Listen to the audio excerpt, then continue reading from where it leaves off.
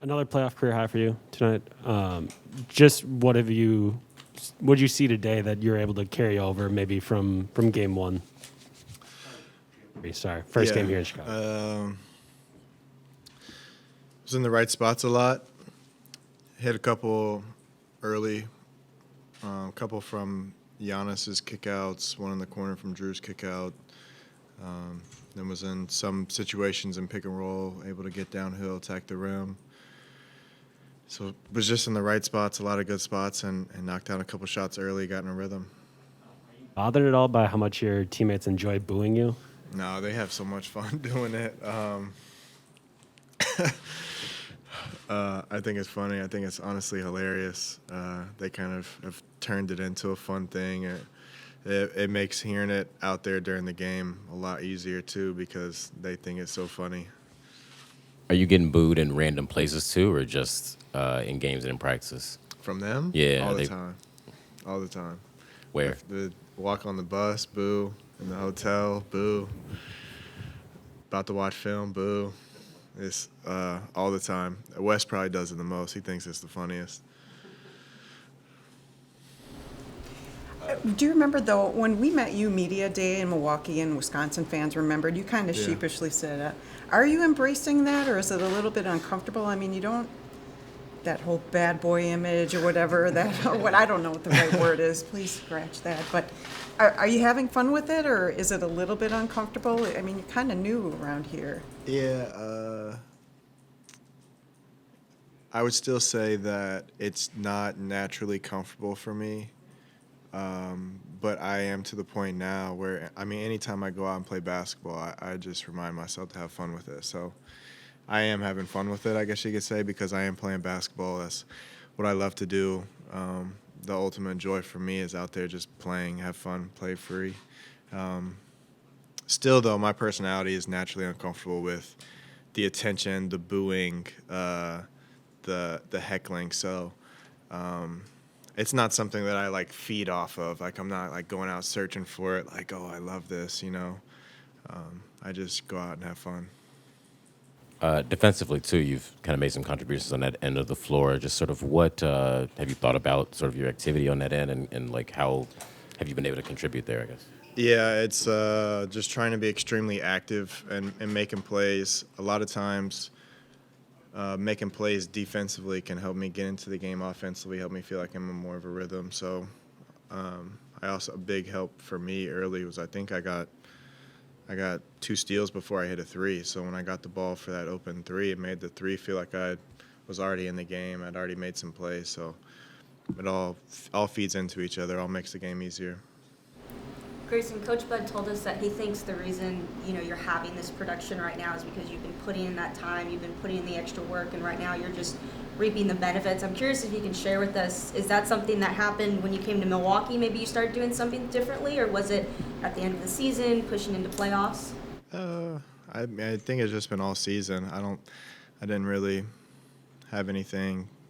Wasn't really doing anything different going into the playoffs. I kind of kept it the same all year. Kept the work ethic the same going into the year, throughout the year. It's something I've always kept in my mind. Is just mentally, I never really feel like I never really get down on myself, just because if you go through stretches, there's been stretches where I've done it before. There's been stretches where I've had games where I made 5, 6 threes. Like, just because it's not happening now doesn't mean I can't do it. So I just constantly remind myself of that. Like, first 2 games of the season, or first 2 games of the series, 0 and 2 points. Like, that's okay. Like, I still know I can do it. And so I was able to get the opportunity the last 2 games and did it. So just constant reminder, don't let that bad voice take over. The ball's really been popping the last couple games. Just what have you thought of Giannis's ability, Drew's ability to draw in a second defender and start those sequences? Yeah, I mean, it starts off with them. They draw so much attention, so really it's almost easy to get into that situation, because as soon as they go into their post-up or their drive, they're going to draw the attention. They're going to draw the double team. The Bulls tried to throw off the rhythm a bit. Like, they weren't fully committing right away.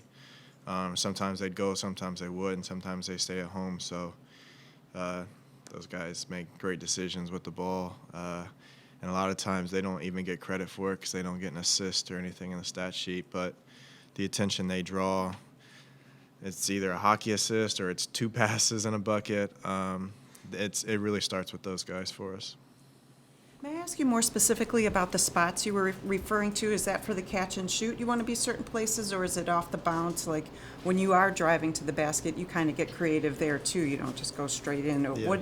And I think you had referenced that some of those were Chris's spots too. So are there just certain things that you like to have or see for your offense? Well, a lot of times, so I'm in Chris's spot now, so a lot of times Chris is that outlet guy from whoever's trying to ISO or post up. So when he's not in the game and I'm in the game, we put me in that spot. Or just in general, though, like it's whenever there's a double team, it's just finding that lane, either from Giannis, Drew, Chris, whoever it is, or realizing who they're going to pass it to, and then having a passing lane for that guy. If someone closes out to him, you have to be available for the next pass. So it's a constant read and react game, really. Go along with the last couple questions on those kick-out passes by Giannis. Yeah. Is he just like hitting you perfectly in the shooting pocket, or is it a rhythm thing? I mean, it seems like you're just hitting him right in stride. They're not always perfect, but the thing with Giannis is you have to like stay ready, because a lot of times it's not the first pass, it's not the second pass, it's they collapse super late on him and now he's in the paint and now you're going to get it. So you might have thought you're going to get a pass 5 seconds ago, so you just can't relax. Always have to be expecting it. But he does a great job of delivering passes on the money after spinning, throwing a hook pass from across the court, like throwing it over people. He delivers a good pass where it's just got to be good enough to get the shot off. Hey, Grayson, one of the reasons that you get that reaction in Chicago is because of that play with Caruso. Have you ever got a chance to talk to him about that, or any of the Bulls about your feelings on that? No, so I understand there was I saw on JJ's podcast, he said I didn't reach out, which I did try. I tried 2 different ways, and then when I saw that, I got another number from somebody and tried to reach out again. But so at that point, like, it's not about me expecting a reply. It's just about me wanting to let him know. It's more of something between me and him. So I don't expect a reply. I don't think he would even want to, but Message on his phone or something? tried, yeah.